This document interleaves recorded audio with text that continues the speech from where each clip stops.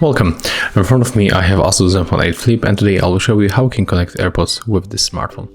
And first, open charging case of your AirPods, rotate them like that, and click and hold this back button to move them into the pairing mode.